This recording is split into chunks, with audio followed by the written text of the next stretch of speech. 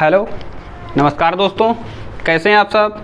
आशा है कि आप सब ठीक ही होंगे। हम लोग जो है पिछले चैप्टर में जो इसके पहले एपिसोड देख चुके हैं, उसमें हम लोगों ने संविधान के बारे में चर्चा की थी। पॉलिटी में हम लोग संविधान पढ़ रहे थे और उसमें हम लोगों ने कई सारे पॉइंट पढ़े हुए थे। जैसे हम एक बार बताते हैं, मैंने पढ़ा हुआ था भारतीय स्वतंत्रता अधिनियम पढ़ा हुआ था। कब आया था? 18 जुलाई को, 18 जुलाई 1947 ये आया हुआ था। ये पेश कब किया गया था, कब अधिनियम बनाया गया था? 4 जुलाई को। इसके पहले हम लोग माउंटबेटन योजना पढ़ चुके थे 3 जून 1947 को। और भी इसके पहले हम लोग जैसे वेबल प्लान पढ़ चुके थे, क्रिप्स मिशन पढ़ चुके थे, 1935 भारत शासन अधिनियम पढ़ चुके थे। इस प्रकार के कई पॉइंट पढ़ चुके थे और आज हम लोग जो है उसी के आगे थोड़ी सी चर्चा करने वाले हैं। क्या चर्चा करें आप लोग देखिए ज़रा। हम लोग अब संविधान के बारे में जानेंगे कि हमारा संविधान कैसा है। हमारा जो संविधान है ये सबसे बड़ा संविधान है और हमारा संविधान की दूसरी खासियत ये है कि ये विश्व का सबसे बड़ा संविधान है। कैसा संविधान है? नंबर 1, यह विश्व का सबसे बड़ा संविधान है। सबसे बड़ा,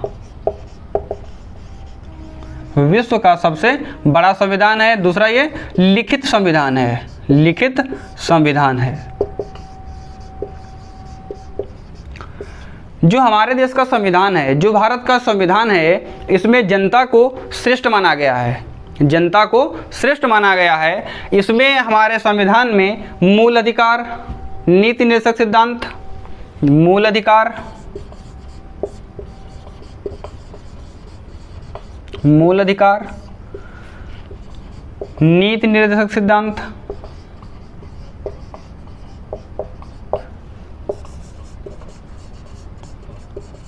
आज ऐसी बहुत सी चीज़ें इसमें दी गई हैं। किसके लिए दी गई हैं? भारतीयों के लिए ही दी गई हैं।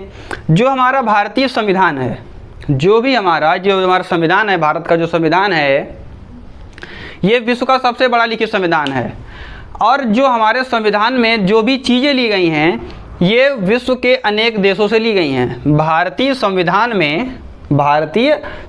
में जो भी चीज़ें ली गई हैं, क्योंकि भारत में बहुत सी चीज़ें ली गई हैं। जो हमारे जो संविधान निर्माता थे, उन्होंने बहुत से देशों का संविधान अध्ययन किया और उस अध्ययन के बाद में उन देशों के संविधान में जिनमें बहुत ही कुछ खास खूबियाँ थीं, जो भी देश थे जहाँ से संविधान लिया गया, उनकी अच्छी अच्छी खूबियों को उससे निकाल करके अपने इस संविधान में समायोजित कर लिया गया। इन सब चीज़ों को देख करके हमारा संविधान जो है विश्व का सबसे बड़ा लिखित संविधान बन जाता है। बात समझ में आई? हमारे इस संविधान में, हमारा जो भारत का जो संविधान है, यहाँ पर संसदीय शासन प्रणाली है। हमारे देश के संविधान में कैसी शासन प्रणाली है? संसदीय शासन प्रणाली है। भाई, भारत में जो संसद है उसके 3 अंग हैं, लोकसभा, राज्यसभा और राष्ट्रपति। भारत के संविधान में, हमारे भारत के संविधान में कैसी प्रणाली है? संसदीय शासन प्रणाली है। संसदीय शासन प्रणाली है। भारत का जो संविधान है उसी की मैं बात कर रहे हैं, संसदीय शासन प्रणाली है। भारत के संविधान में न्यायपालिका स्वतंत्र है। न्यायपालिका कैसी है? स्वतंत्र न्यायपालिका है। स्वतंत्र न्यायपालिका। इसका मतलब ये है कि हमारी जो न्यायपालिका है, इस पर किसी का दबाव नहीं है। मतलब ये कभी भी सरकार के दबाव में कार्य नहीं कर सकती है। क्यों? क्योंकि न्यायपालिका को एक स्वतंत्र संस्था के रूप में रखा गया है। इस प्रकार कई स्वतंत्र संस्थाएं हैं जो स्वतंत्र न्यायपालिका है, तो भारतीय संविधान में न्यायपालिका को स्वतंत्र स्थान दिया गया है। हमारा जो संविधान है, हमारे देश का जो संविधान है, संविधान में सबसे पहले प्रियम्बल, प्रस्तावना दी गई है। क्या दी गई है? प्रस्तावना। और प्रस्तावना में कहा गया है हम भारत के लोग। अब देखिए, हम भारत के लोगों के बारे में चर्चा हुई है, तो अब ये देखिएगा जो प्रस्तावना है, प्रस्तावना को अगर हम 3 भागों में डिवाइड करें, कौन कौन से? जैसे हम कहें कि प्रस्तावना की हमारी शक्ति क्या है, अगर हम कहें इसकी शक्ति क्या है, शक्ति, तो प्रस्तावना की शक्ति क्या है? हम भारत के लोग, हम भारत के लोग ही इस देश की शान और ताकत जो भी हैं। तो उसी प्रकार जो शक्ति है प्रस्तावना की, वो तो क्या है? हम भारत के लोग, हम भारत के लोग। अब इसे हम क्या कह सकते हैं, भारतीय। हम भारत के लोग कौन हैं, भारतीय। तो ये हमारे प्रस्तावना की शक्ति है।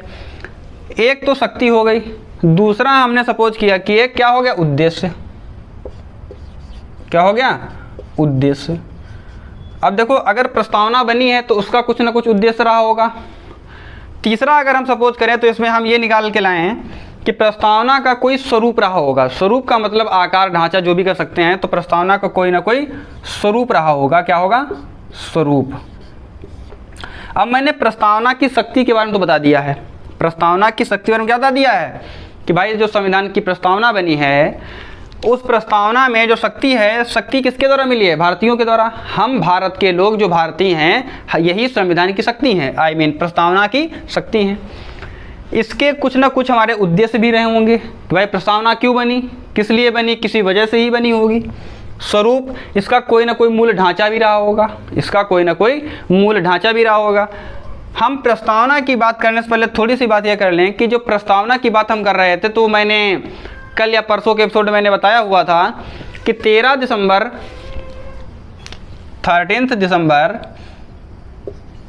को क्या हुआ था, 1946 को पंडित जवाहरलाल नेहरू उद्देश्य प्रस्ताव लेकर के आए थे। क्या लेकर के आए थे, उद्देश्य प्रस्ताव लेकर के आए थे। तो उसी के बाद से हमारा संविधान बनना तैयार हुआ था।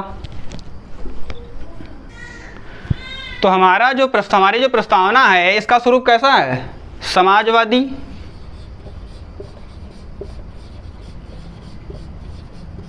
प्रभुत्व संपन्न। कैसी है, प्रभुत्व संपन्न, पंथ निरपेक्ष और समाजवादी है, प्रभुत्व संपन्न है, पंथ निरपेक्ष है, क्योंकि हमारे संविधान का कोई भी पंथ नहीं है, कोई भी धर्म नहीं है। उसके बाद में पंथ निरपेक्ष है, लोकतंत्र, गणतंत्र है। भाई स्वरूप में उसका कैसा है, उसका स्वरूप लोकतंत्र वाला भी है। लोकतंत्र और गणतंत्र दोनों है, लोकतंत्र और गणतंत्र। बात समझ में आई भाई। हमारे जो संविधान की प्रस्तावना है, उसमें अगर शक्ति की बात करें तो हम भारत के लोग इसकी शक्ति हैं। प्रस्तावना के अगर स्वरूप की बात करें तो समाजवादी, पंथ निरपेक्ष, प्रभुत्व संपन्न, लोकतंत्र और गणतंत्र, ये इसकी क्या है, ये इसका स्वरूप है। और इसका स्वरूप कैसा है, न्याय का स्वरूप है। फिर न्याय का स्वरूप कैसा है, अगर हम इसके स्वरूप की ही बात करें तो न्याय है। यहाँ पर न्याय कैसा है, अगर न्याय की बात करें तो न्याय हमारा कैसा है, सामाजिक है, सामाजिक न्याय है, आर्थिक न्याय है, और कैसा है, सामाजिक, आर्थिक और राजनैतिक। भाई सामाजिक न्याय की बात हुई है, राजनैतिक और आर्थिक न्याय की बात की गई है। ये हमारे प्रस्तावना का क्या है, स्वरूप है। फिर से एक बात देखिए, जो हमारी प्रस्तावना है, प्रस्तावना में जो शक्ति की बात की गई है, बताया गया है कि हम भारतीय जो हैं, हम भारत के लोग संविधान की जो प्रस्तावना है उसमें शक्ति के रूप में बताए गए हैं। और ये कहा गया है जो प्रस्तावना का जो स्वरूप है, ये समाजवादी है, प्रभुत्व संपन्न है, पंथ निरपेक्ष है, लोकतंत्र और गणतंत्र की बात की गई है। और बताया गया है इसमें जो न्याय है, हमारा सामाजिक, आर्थिक और राजनैतिक न्याय की चर्चा की गई है। अगर हम बात करें जो हमारी प्रस्तावना थी, इसमें मैंने बताया, हमने उसकी शक्तियाँ बता दी, हमने जो है उसका स्वरूप बता दिया। अब हम किस पर चर्चा करेंगे, उसका उद्देश्य क्या है, उसका उद्देश्य क्या है। तो हमारी प्रस्तावना में जो बताया गया है उद्देश्य के बारे में, स्वतंत्रता की बात की गई है, स्वतंत्रता नंबर 1, स्वतंत्रता की बात की गई है, समता की बात की गई है, समता, स्वतंत्रता की बात की। हमारे भाई प्रस्तावना का उद्देश्य क्या है, स्वतंत्रता देना, समता, सभी को समता प्राप्त हो, समानता का अधिकार प्राप्त हो, जीवन की गरिमा होनी चाहिए, जीवन की गरिमा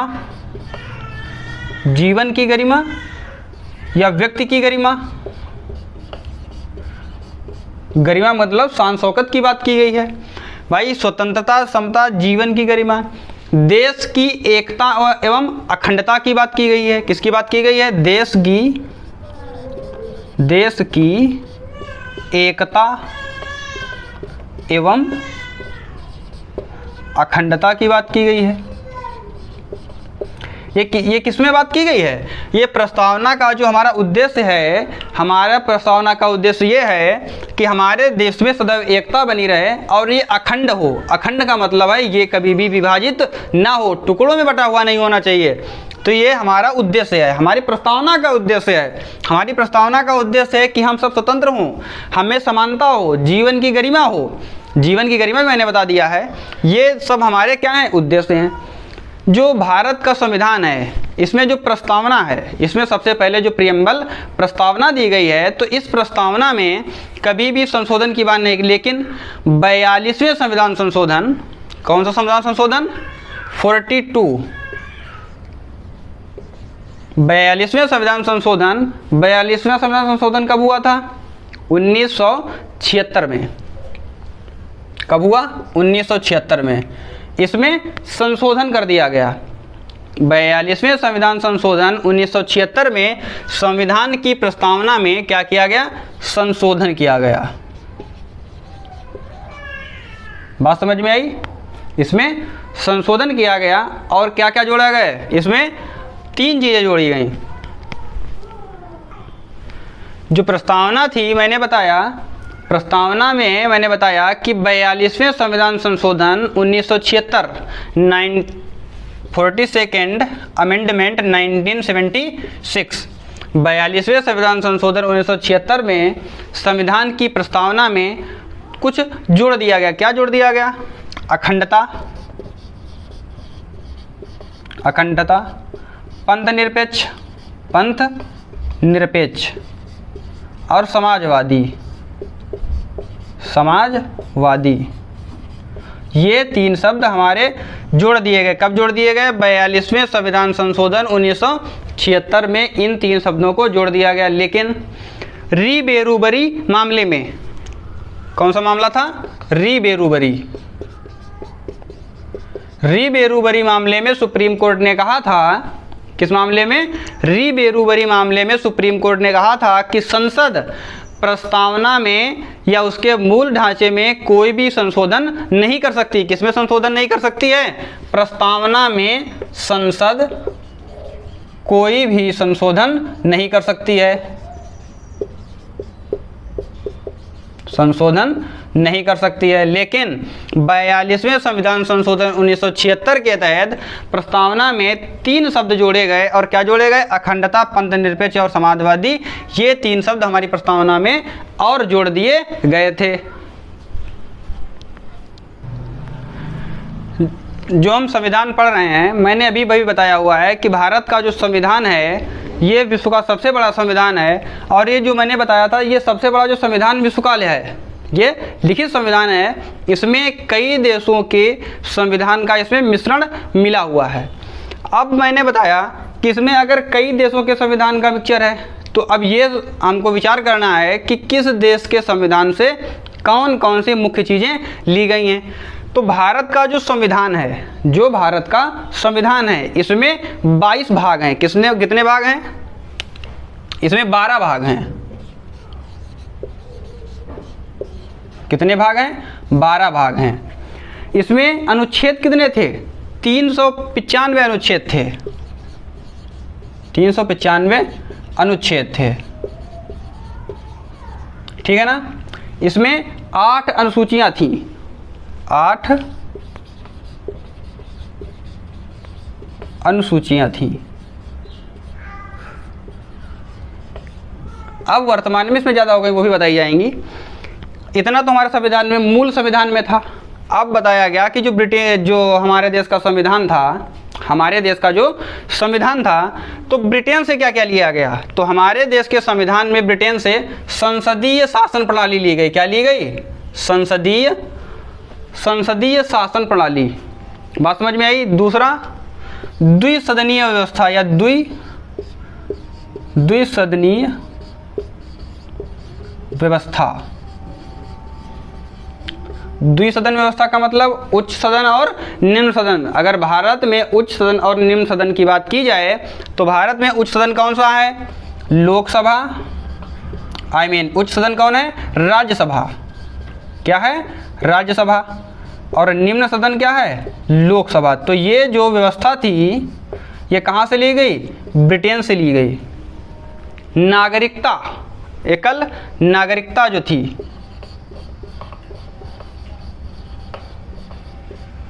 नागरिकता, अखिल भारतीय सेवा संघ, अखिल भारतीय सेवा संघ जो यूपीएससी था, ये सब जो चीज़ें थी ये कहाँ से ली गई? अखिल भारतीय सेवा परिषद या सेवा संघ, ये सब चीज़ें कहाँ से ली गई? ये हम ब्रिटेन के संविधान से लिए हुए थे। किस संविधान से? ब्रिटेन के संविधान से इन सब चीज़ों को एक्सेप्ट किया गया था। फिर क्या था? मैंने ब्रिटेन के बारे में जान लिया कि ब्रिटेन से कौन कौन सी चीज़ें ली गई थी। उसके बाद में संयुक्त राज्य अमेरिका, संयुक्त राज्य अमेरिका जिसे हम लोग किस नाम से जानते हैं? USA, United states of America. तो अमेरिका के संविधान से कौन कौन सी चीज़ें ली गई? अगर सबसे पहले बात करें तो अमेरिकी संविधान से हमने ये सीखा कि हमारा संविधान कैसा होना चाहिए? लिखित होना चाहिए। तो लिखित संविधान की जो प्रक्रिया थी, जो लिखित संविधान की जो व्यवस्था थी, वो अमेरिका के संविधान से ली गई। यूनाइटेड स्टेट ऑफ अमेरिका, संयुक्त राज्य अमेरिका के संविधान से लिखित संविधान लिया गया। भारत में जो उपराष्ट्रपति का पद है, कौन सा पद? उपराष्ट्रपति। उपराष्ट्रपति, भारत में उपराष्ट्रपति का जो पद है ये यूएसए से लिया गया। कहाँ से लिया गया? यूनाइटेड स्टेट्स ऑफ अमेरिका से लिया गया। न्यायिक पुनरावलोकन लिया गया। स्वतंत्र न्यायपालिका, स्वतंत्र न्यायपालिका, स्वतंत्र एवं निष्पक्ष, कौन सी? स्वतंत्र एवं निष्पक्ष, स्वतंत्र एवं निष्पक्ष न्यायपालिका कहाँ से ली गई है? यूएसए, अमेरिका के संविधान से ली गई है। फिर जो प्रस्तावना मैंने अभी बताई है, क्या बताई है? प्रस्तावना, जिसे हम प्रियम्बल भी कहते हैं। जो भारत में जो प्रस्तावना है ये किसके संविधान से ली गई है? तो प्रस्तावना भी संयुक्त राज्य अमेरिका के संविधान से ली गई है। तो लगभग इस प्रकार की चीज़ें यूएसए के संविधान से ली गई। कौन कौन सी? प्रस्तावना, लिखित संविधान, जो हमारा संविधान विश्व का जो सबसे बड़ा संविधान है, लिखित संविधान की जो व्यवस्था थी वो अमेरिका के संविधान से ली गई। न्यायिक पुनरावलोकन की प्रक्रिया आई। उपराष्ट्रपति का जो पद था, जो उपराष्ट्रपति का पद था वो संयुक्त राज्य अमेरिका से लिया गया है। और स्वतंत्र एवं निष्पक्ष न्यायपालिका, जो न्याय की जो व्यवस्था है कैसी है? वो हमारे देश में स्वतंत्र है, क्योंकि वो किसी के दबाव में नहीं आती है। जैसे भारत का जो सुप्रीम कोर्ट है या भारत के जितने भी न्यायालय हैं वो किसी भी सरकार के दबाव में आकर के निर्णय नहीं कर सकते हैं, नहीं करते हैं। तो स्वतंत्र एवं निष्पक्ष, तो इसी को क्या कहते हैं कि न्यायपालिका स्वतंत्र है, उसका कोई अपना पराया नहीं है। तो इसलिए वो निष्पक्षता से जो जांच होती है, जो निर्णय मिलते हैं, वो इसी का संदेश है, स्वतंत्र एवं निष्पक्ष न्यायपालिका का। तो ये सब चीज़ें यूएसए मतलब संयुक्त राज्य अमेरिका के संविधान से ली गई हैं। जैसे कि अभी तक हम लोग जो है यूएसए और ब्रिटेन के बारे में पढ़ चुके हैं कि यूएसए से हमने क्या क्या लिया है और ब्रिटेन के संविधान से हमने कौन सी चीज़ें ली हुई हैं। अब देखिए भाई, कनाडा लिखा हुआ है। कनाडा के संविधान से हमने कौन कौन सी चीज़ें ली हुई हैं संविधान की। तो सबसे पहले मैंने बताया संघात्मक शासन व्यवस्था। संघात्मक मतलब है केंद्र, जो सेंट्रल है वो किस प्रकार शासन करती है, उसकी किस प्रकार की शक्तियाँ हैं। तो ये संघात्मक जो शासन व्यवस्था है ये हमने कनाडा के संविधान से ली हुई है। फिर शक्तियों का विभाजन, जो शक्तियों का विभाजन है, शक्तियों का जो बंटवारा है केंद्र और राज्य के बीच में, जो शक्तियों का बंटवारा है केंद्र सरकार और राज्य सरकार का, इस प्रकार के जो शक्तियों के बंटवारे हैं वो हमने कहाँ से लिए हैं? वो भी कनाडा के संविधान से लिए गए हैं। फिर राज्यपाल की नियुक्ति, और कैसी? केंद्र के द्वारा राज्यपाल की नियुक्ति। तीसरा पॉइंट लिख लें, केंद्र द्वारा राज्यपाल की नियुक्ति। राज्यपाल की नियुक्ति तो ये हमने कहाँ से लिया है? ये भारतीय संविधान में कैनेडियन संविधान से, कैनेडियन कॉन्स्टिट्यूशन से लिया गया है। कौन सी चीज़ें? केंद्र द्वारा राज्यपाल की नियुक्ति। तो ये सब चीज़ें कनाडा के संविधान से भारतीय संविधान में जोड़ दी गई हैं। अभी अभी मैंने जब यूएसए के बारे में बताया था तो एक पॉइंट ये लिख सकते हैं कि जो सर्वोच्च न्यायालय है, क्या है? सर्वोच्च न्यायालय, सुप्रीम कोर्ट, सर्वोच्च न्यायालय, ये कहाँ से लिया गया है? तो ये यूएसए के संविधान से लिया गया है। यूनाइटेड स्टेट्स ऑफ अमेरिका के कॉन्स्टिट्यूट, जो वहाँ का जो संविधान है, वहाँ से सर्वोच्च न्यायालय की व्याख्या ली गई है। भारत में जो सर्वोच्च न्यायालय है वो अमेरिका के संविधान से लिया गया है। तो इस प्रकार की चीज़ें हैं। भारत शासन अधिनियम जो 1935 था, कौन सा शासन अधिनियम? भारत शासन अधिनियम 1935।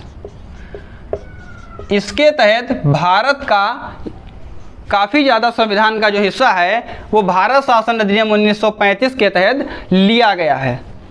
ठीक है दोस्तों, आज के बारे में आज के दिन हम लोग इतना ही रखते हैं, और कल जो है जितने भी देश बचे हुए हैं कनाडा के आगे, उन सब देशों की चर्चा करेंगे और ये बताएंगे किस देश के संविधान से कितना क्या लिया गया है। आप लोग हमारा सहयोग इसी प्रकार बनाए रखें।